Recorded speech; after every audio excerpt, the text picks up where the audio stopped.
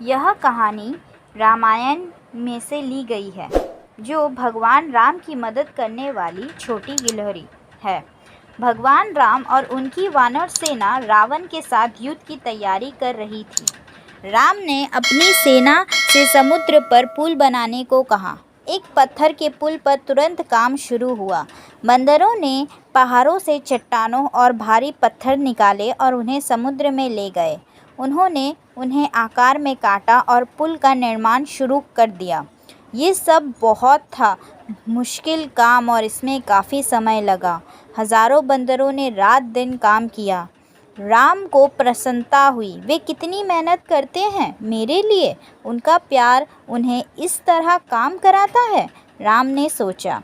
एक दिन राम ने एक छोटी बूढ़ी गिलहरी को देखा। वो मुंह में छोटे छोटे कंकड़ लिए समुद्र के किनारे ऊपर नीचे जा रहा था। नन्ही गिलहरी अपने छोटे से मुंह में एक बार में केवल छोटे छोटे कंकड़ ही ले जा सकती थी। वो समुद्र के किनारे से कंकड़ ले गया और उन्हें समुद्र में गिरा दिया। एक बड़ा बंदर अपनी पीठ पर एक बड़ा भारी पत्थर ले जा रहा था और गिलहरी उसको रास्ते में आ गई। बंदर वापस कूद गया। यहाँ तुम छोटी बात, घरघराहट की तरह आवाज़ में बंदर चिल्लाया। तुम मेरे रास्ते में हो। मैं पीछे हट गया और अब तुम जीवित हो, लेकिन मैं लगभग गिर गया और आप यहाँ क्या कर रहे हैं? छोटी गिलहरी ने बड़े बंदर की ओर देखा। मुझे कैद है कि आप लगभग गिर गए हैं, भाई बंदर, उन्होंने अपनी छोटी आवाज़ में कहा। लेकिन कृपया हमेशा देखें कि आप कहाँ जा रहे हैं। मैं राम को पुल बनाने में मदद कर रहा हूँ और मैं उसके लिए कड़ी मेहनत करना चाहता हूँ।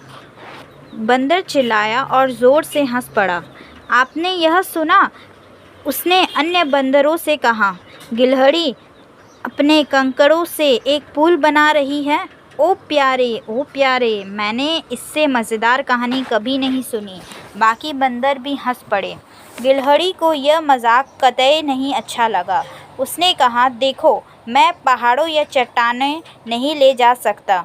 भगवान ने मुझे बस थोड़ी सी ही ताकत दी है। मैं केवल कंकड़ ले जा सकता हूँ। मेरा दिल राम के लिए रोता है और मैं उसके लिए वो सब करूँगा जो मैं कर सकता हूँ। बंदर ने कहा, मूर्ख मत बनो। क्या आपको लगता है कि आप राम की मदद कर सकते हैं? क्या आप लगता है कि हम कंकड़ से पुल बना सकते हैं? उसकी मदद के लिए उसके पास एक बड़ी सेना है। घर जाओ और हमारे रास्ते में मत आओ। लेकिन मैं भी मदद करना चाहता हूँ, गिलहरी ने कहा, और नहीं जाऊँगा। वो कंकड़ को फिर किनारे से समुद्र में ले गया।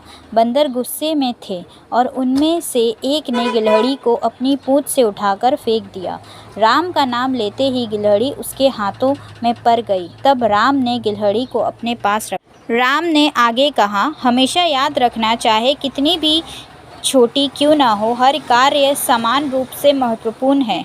एक परियोजना को अकेले मुख्य लोगों द्वारा कभी पूरा नहीं किया जा सकता।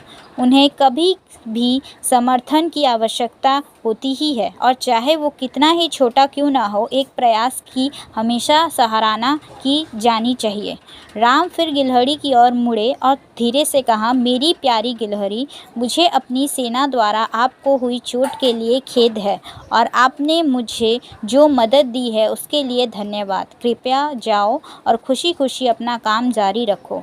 ये कहते हुए उसने धीरे से अपनी उंगलियों से गिलहरी की पीठ को सहलाया और 3 रेखाएं दिखाई दी जहां भगवान की उंगलियों ने उसे छुआ था। राम ने गिलहरी को अपने पास रखा और कहा, छोटा, तुम्हारा प्यार मेरे दिल को छू गया।